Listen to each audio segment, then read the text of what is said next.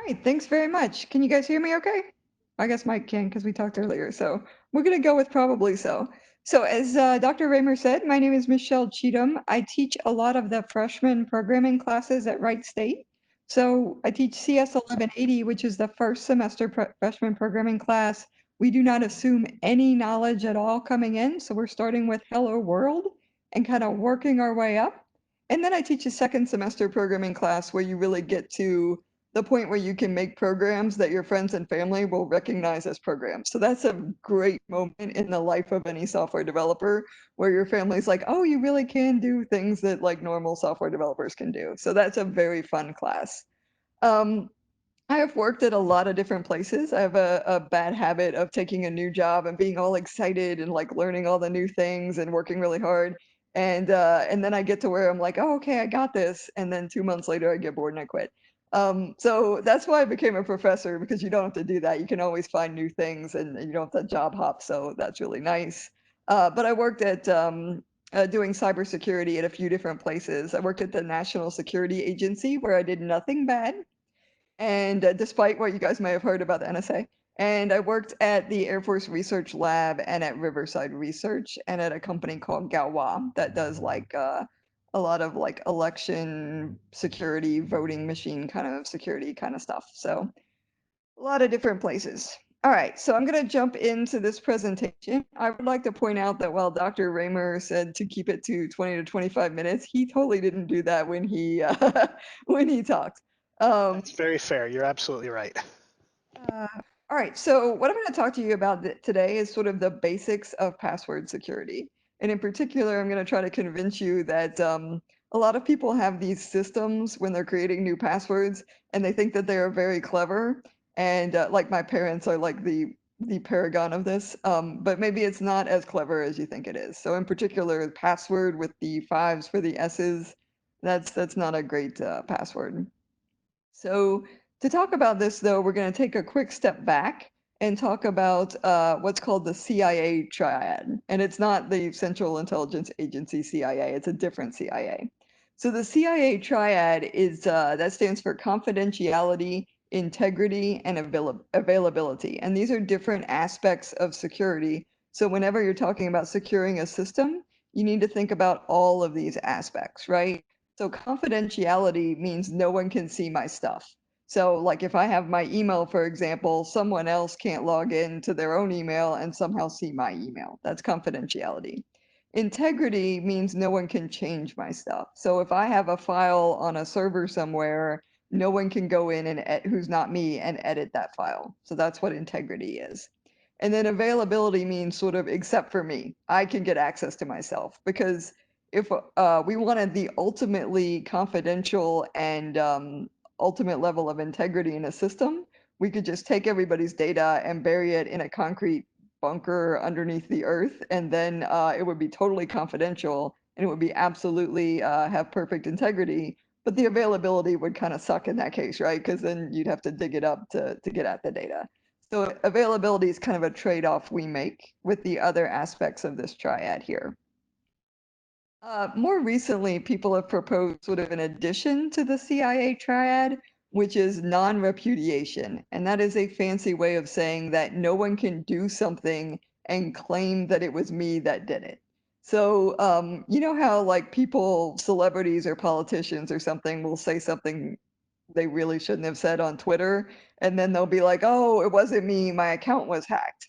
That is, they're trying to claim that that the non-repudiation property of Twitter is lacking. Like someone else did something and then claimed it was them. They didn't really do it. So that's kind of another aspect of security that's often considered when we talk about a system. So we've got these four different concepts, but all of those different aspects of security, they sort of inherently rely on user authentication. So in order to determine that no one can see my stuff, the system needs to know who I am so that it knows what stuff is my stuff. In order to ensure integrity, again, it needs to know who I am so it knows that it shouldn't let other people who are not me touch my stuff, and so on. So user authentication is really important for a lot of different aspects of security. And there are typically three different approaches to user authentication, and they're sort of colloquially referred to as what you know, or what you have, and what you are. So I can prove who I am to a computer system through what I know, which is most often a password. Can also be done through like answering a bunch of different security questions, that kind of thing. So that's what I know. What I have is typically some kind of physical object, like an ID card that I would use to scan my way into a building, for example, some kind of security token. So this is me really dating myself, but when I was a grad student, I played a lot of a computer game called World of Warcraft, and there was a big problem with people's accounts getting hacked and then their character data getting stolen, and you could actually sell this for real money. So what Blizzard, the company that made Warcraft, did was they started mailing out security tokens, which were just these little LCD screens, like about the size of a keychain, and they would display a random number that would change every so often.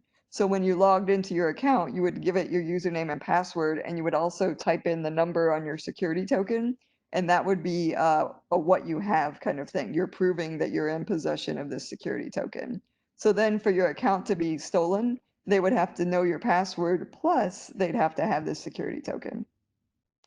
This kind of thing, by the way, is called two-factor authentication, which I mentioned in a minute. The other thing is what you are. So you could sort of authenticate yourself to a system using your fingerprint. My phone does it with my face now. There are some people that do retina scanning to scan into things. If you've never actually experienced a retina scanner, it is super frustrating because you have to like hold still and it's all finicky. At least at the time that I was exposed to when it was. So I was not a big fan of that. The problem with this is all three of these approaches have drawbacks. So, I don't know, maybe Mike, you can see in the chat, but does anybody have any thoughts on what the drawbacks might be to, for example, using a fingerprint for identification or authentication? Any ideas there? Not seeing any in the chat right now. Feel free to type them in. And I'm going to try to give people permission to unmute themselves. Yeah, we've got like only a few people, so I think that would be totally fine. Yeah, so I'll be working on that. I'll let you know as soon as I manage it. But in the meantime, if you want to go ahead and type your thoughts into the chat window, feel free to do that and I'll repeat them.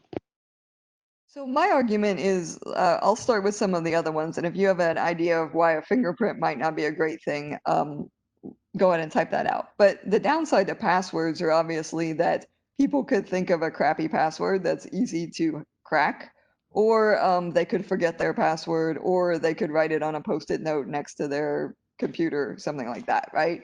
So those are all downsides to passwords. In terms of the what you have kind of thing, what you have could be lost or stolen. So you could, if you lost your ID card, that would be an issue. If your security token got broken or something like that, then you wouldn't be able to play World of Warcraft, right? So it could get broken, it could get lost, it could get stolen, and then you wouldn't have availability of the system. So the what you are things, those I think inherently to most people seem more secure. Problem with that is that in order for a system to, for example, authenticate you based on your fingerprint, they have to have data about your fingerprint on file somewhere so that they can compare your fingerprint to, whatever is in the system to make sure it's a match. If that data is ever lost or stolen or gets into the hands of someone that it shouldn't, it's not like we can issue people new fingerprints, right? It's sort of like you got what you got. And the same thing is true with your retina and stuff like that.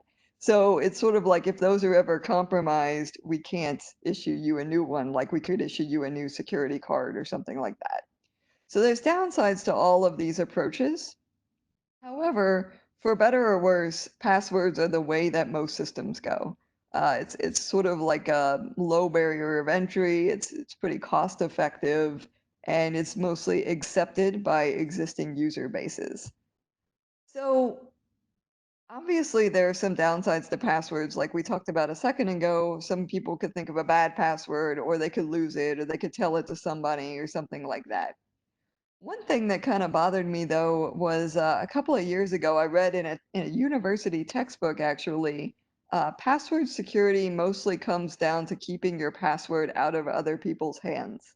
And then the book went on to talk about how, people might write it on a sticky note or, use the same password across multiple sites and then it would get out or something like that. What the book didn't address, though, that I think is an important caveat to that is that it's not just you who could lose your password, right? The organization that owns the system you're trying to log into or authenticate with, they could lose your password as well. And we hear about that all the time that, this bank had X thousands of accounts compromised and the passwords were leaked. It's happened to government agencies and stuff too. So, um, you could be doing everything right, and yet the organization or the merchant that you're dealing with could could sort of screw you over by not protecting your password in the way that they should. So, uh, one experience that I have with this was when I had been working at Wright State as a faculty member for a grand total of like 3 weeks.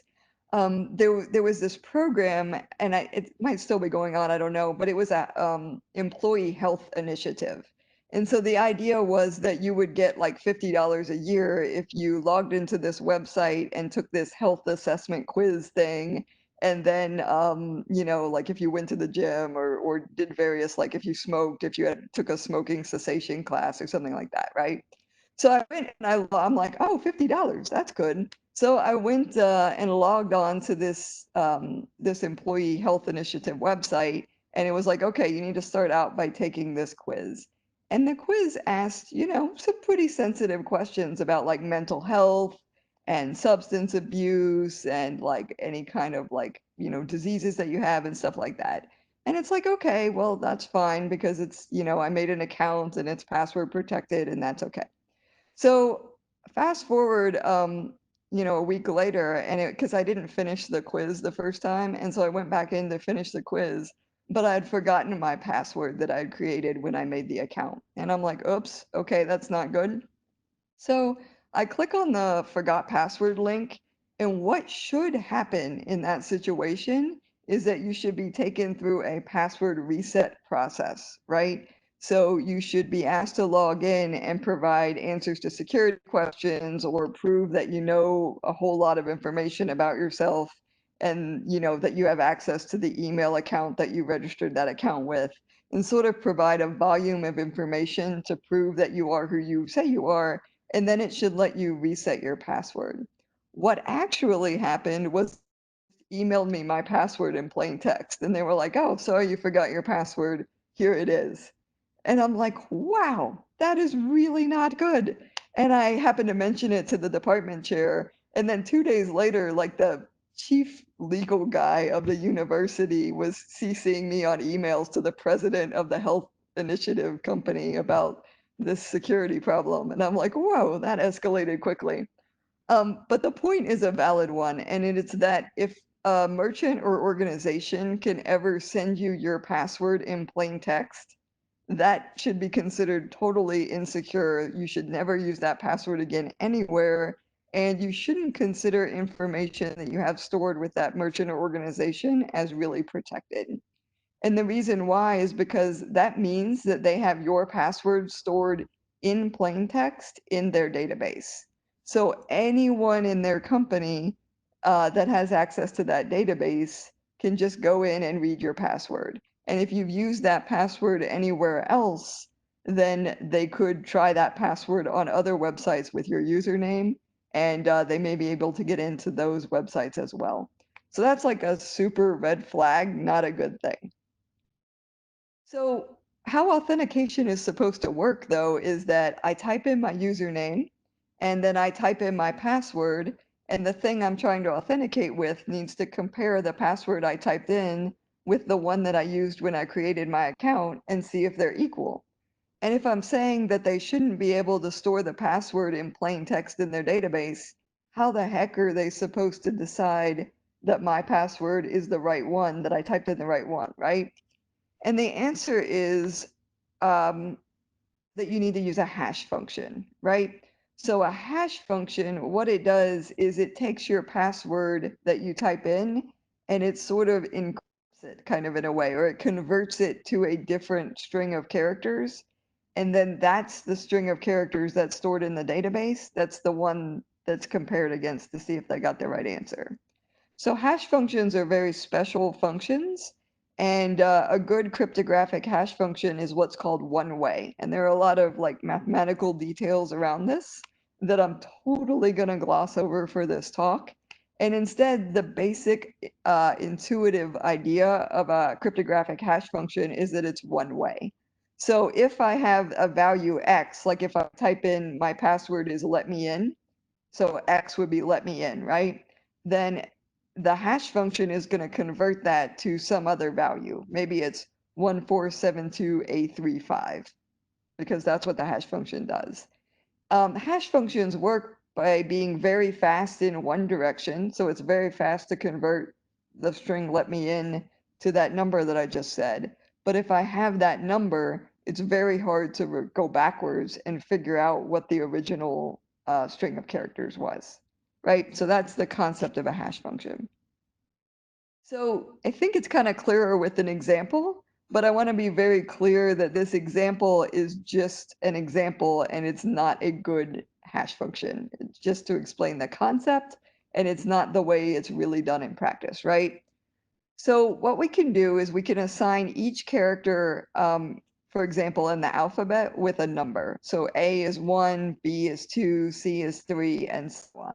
And for this example, we'll just stick with lowercase alphabetic characters.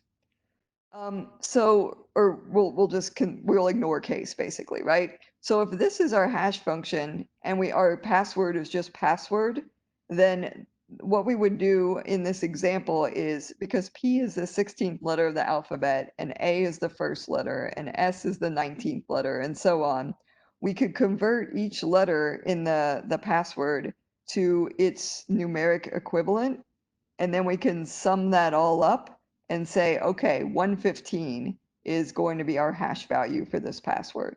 So in this example, 115 is what would be stored in the database for the system I'm trying to log into. So for example, World of Warcraft or something, it would have my username and information about my characters and stuff.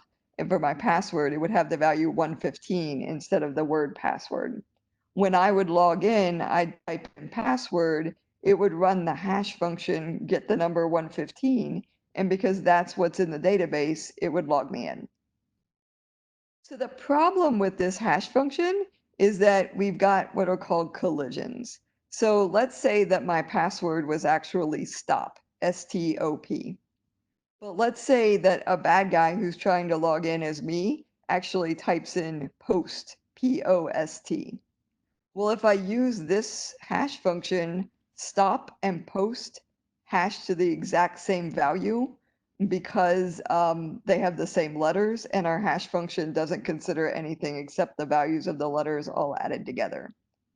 The reason the collisions are bad in a hash function is that they give the bad guys more opportunity to crack our password.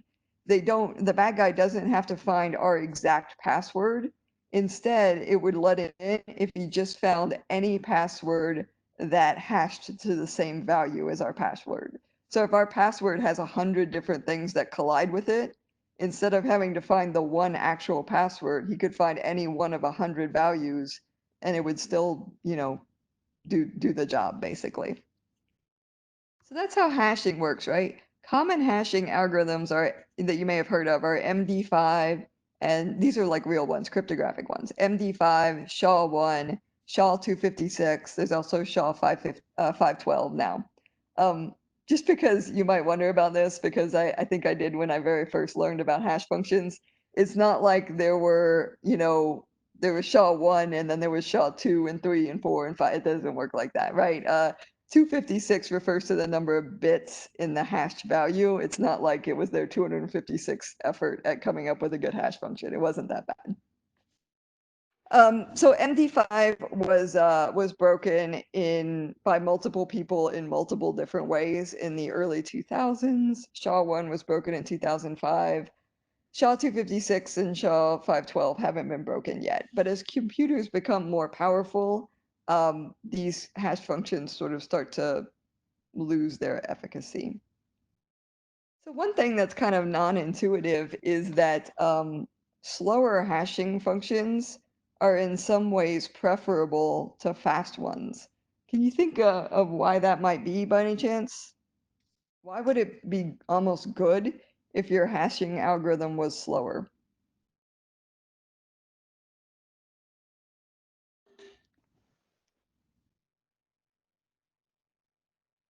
What do you think, Dr. Raymer?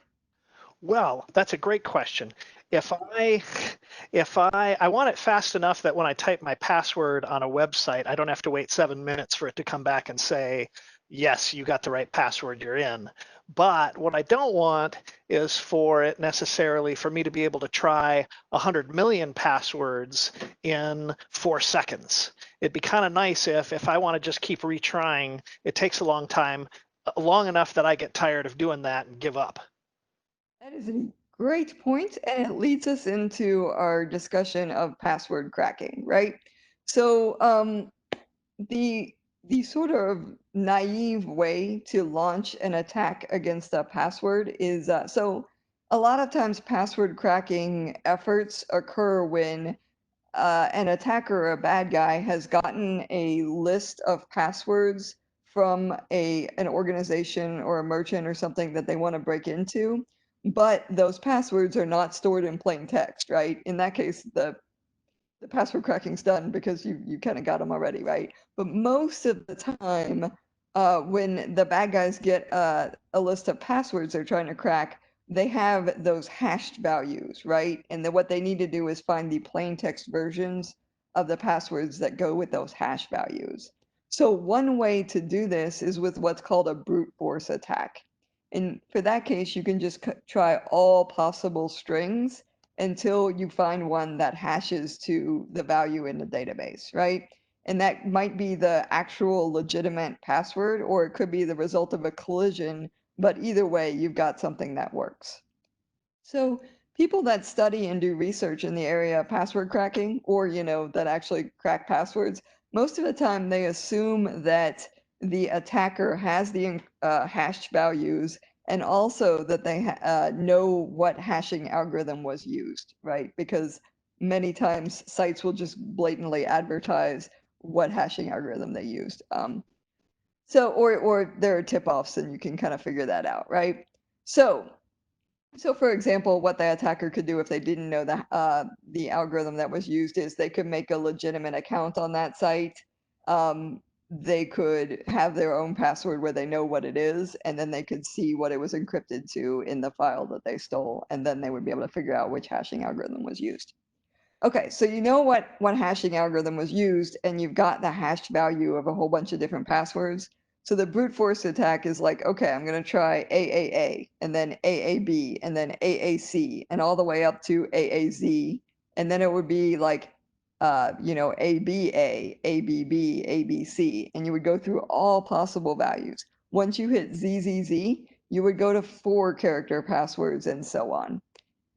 If you were allowed to use lowercase and uppercase and special symbols in your password, you would have to consider all combinations of all of those things, right? So that's a brute force attack. The reason that a slow hashing algorithm might be better is in some ways is because me as a legitimate user, I just need to log into the system once. So if it takes, even a second to do the hashing algorithm, I'm probably not going to notice that in terms of internet latency and other things, right? But if I'm launching a brute force attack, I need to do this, millions of times. And so if it took a second each time, that would make a brute force attack infeasible. In order to speed up brute force attacks, another thing that's often used is called a rainbow table. And so what happens is instead of making people, hash each of the combinations beforehand with, say, like hash or SHA-256 or something, what people have done is they've listed all possible passwords of, say like 8 to 12 characters with the hash value for a certain hashing algorithm.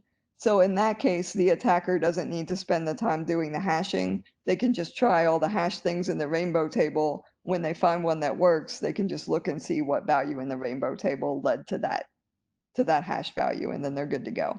So that kind of gets around the slow hashing algorithm benefit. The next type of attack that's pretty common is a dictionary attack. And this is where things like password with the fives for S's and the zero for the O kind of fall apart. So with a dictionary attack, instead of trying all possible combinations, because most people, like most humans, when they're asked to think of a password, they don't generate completely random strings of values. They take a word and sort of base their passwords on that, right? So a dictionary attack, instead of all possible strings getting hashed and used in the attack, it's all strings that are in some dictionary. And the key here is that a dictionary doesn't have to be like the Oxford English Dictionary or something like that. Way more often, the dictionary is actually a list of passwords that have previously been outed in other attacks. So these dictionaries, they don't just consider like the people are smart, right? When they're trying to crack passwords. So they've already done all of the tricks that you might think to do when you're trying to be clever about these passwords. So my name's Michelle. If I replaced the I with a one and maybe the E's with three or something like that, that's going to be included in a dictionary attack. So that won't work really well. Okay. So I'm just going to kind of speed up a little bit. We're like almost done. So the next kind of attack that's even stronger is what's called a mask attack. And this also can sometimes be by different researchers be called a pattern-based attack or a rule-based attack. So probably you guys, I'm sure you're never guilty of this yourselves, but you probably know of at least someone who works at a company where they're required to change their password like every 90 days or every 6 months or something like that, right? And so often a person, when they have this rule they have to contend with, they sort of have like a base password and then a number on the end of that password that they just kind of increment, and that's their password change, right? In addition to that, a lot of people, when they're asked to make passwords that meet certain criteria, so that have an uppercase letter, a lowercase letter, or at least characters long, have a number, and then have a special character, people will construct these by following patterns. And whenever people are constructing them by following a pattern, they can also be cracked by taking advantage of the same pattern, right?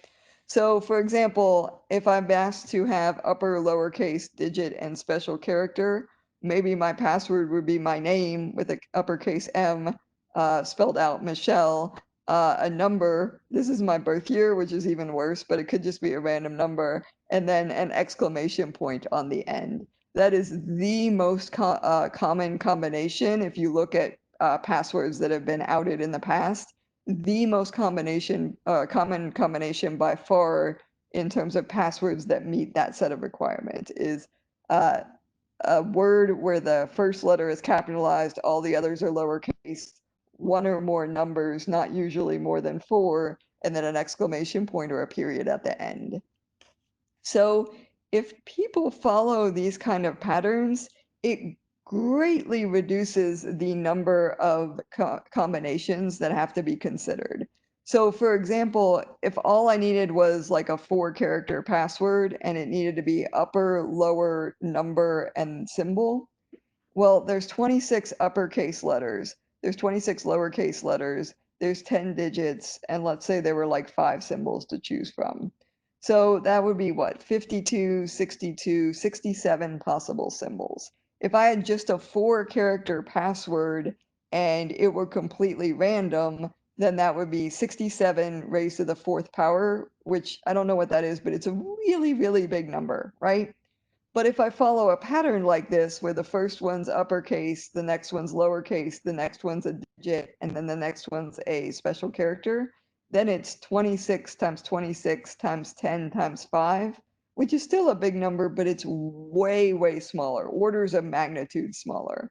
So even if you had like a, 14 character password, if you didn't follow a pattern and it was truly random, that would take, weeks to months to crack.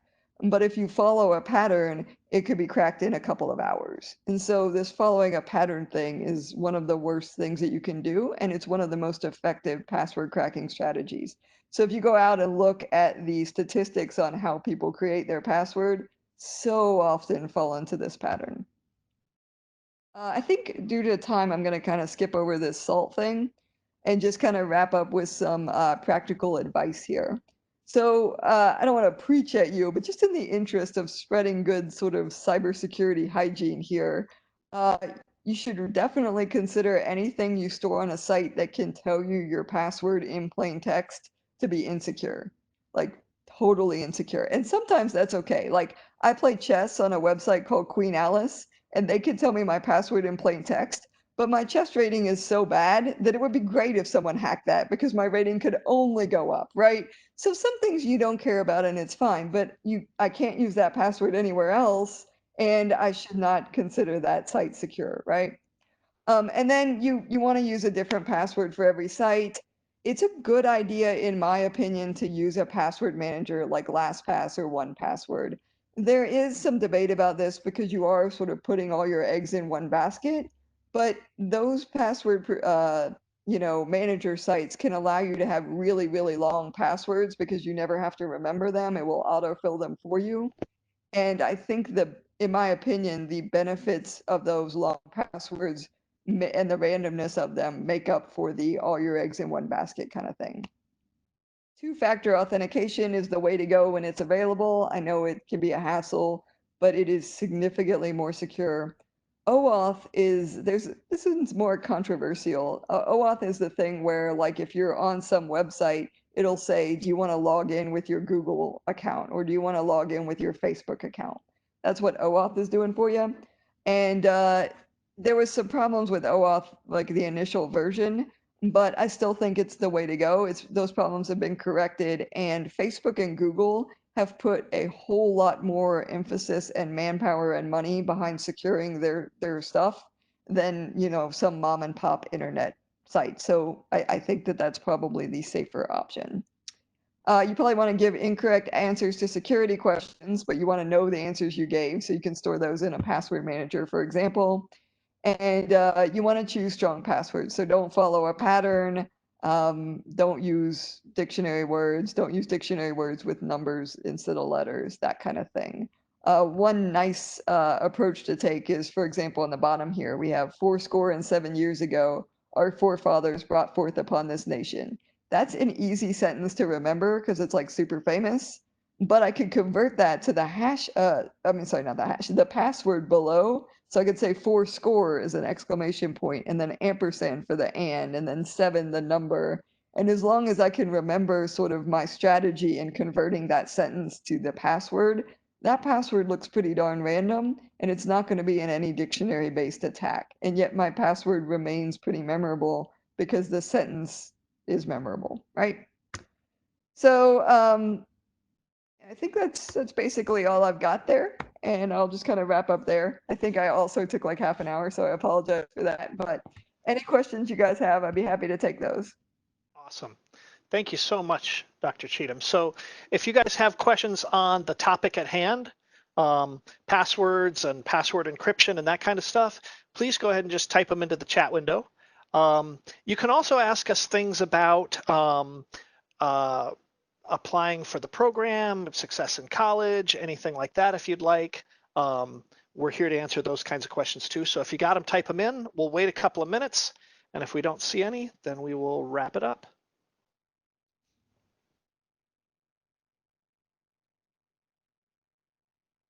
And warning, as professors, we're really good at just tolerating awkward silences. It's something we have to be, because when we say any questions in class, we get that. Yeah, So, it's like an occupational skill masters. that's like totally required. Exactly. Anmal, thank you for the question. Do you see it, Michelle? I cannot see it, sorry. Oh, interesting. So I guess I only see the chats. So the question is there any risk involved with having sites remember your passwords. So both, there's a couple of things there. Probably talking about browsers that remember, like Google's Chrome, and also, clicking remember me on the site when you log in.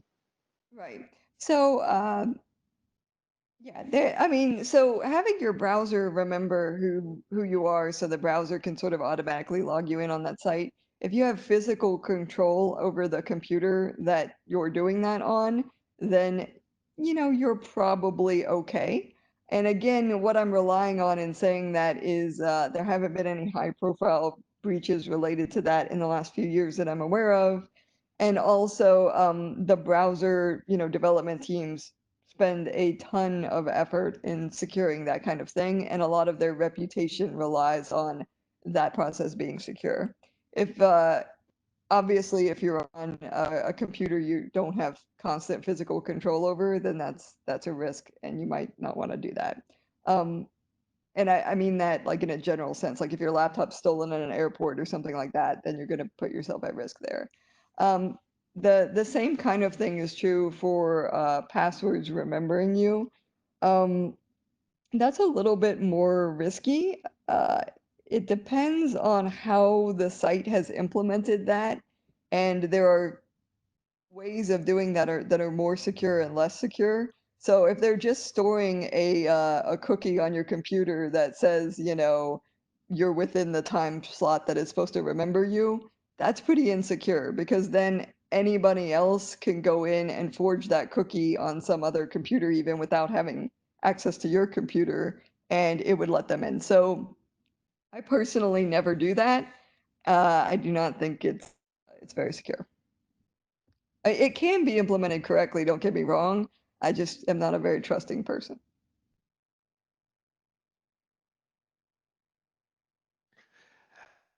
And I'll make a comment too. So OAuth is interesting, and it's becoming more and more common. Like Google offers OAuth on a ton of sites. A lot of places say log in with Facebook, log in with Google. That's what OAuth is when they're letting you log in through bigger sites. The one thing that you do have to be aware of if you use OAuth is that if somebody does, so we can trust Google to keep my password to Google pretty secure. But if I screw it up, if I accidentally, so here's a common one. I'm in the classroom and I'm teaching class and I have to log into a Google site and I'm projecting all over the room the screen on the front of uh, the projectors, and I accidentally type it into the wrong window. So, I put my password into the username window, and now everyone in class is looking up going, oh, that's an interesting thing. What's that? Oh, that must be his password. So the trick there is that now, in addition to Google, they've got access to every place that I've used OAuth. So if you've got a bunch of other sites that, control your money or let you look at private stuff or whatever, they can get into all of that through that one Google password. So that's where another reason why some people will say, hey, it's a good idea to use different passwords for every single site. Now, of course, when you do that, the same argument applies for the password manager, which is why, if you do have OAuth or a password manager that you log into, you really want to be secure about that one password and definitely use two-factor authentication to protect it so that even if somebody got my LastPass password, doesn't help unless they steal my cell phone as well, because that thing is two-factor authenticated. And for what it's worth, like Right State does two-factor authentication really well because you can use your phone or your watch for the second factor, but it's an app rather than SMS messages, so like a text message. Text messages are really not secure. So it's better to do text message two-factor than just one factor, but it's not the best way to implement two-factor authentication.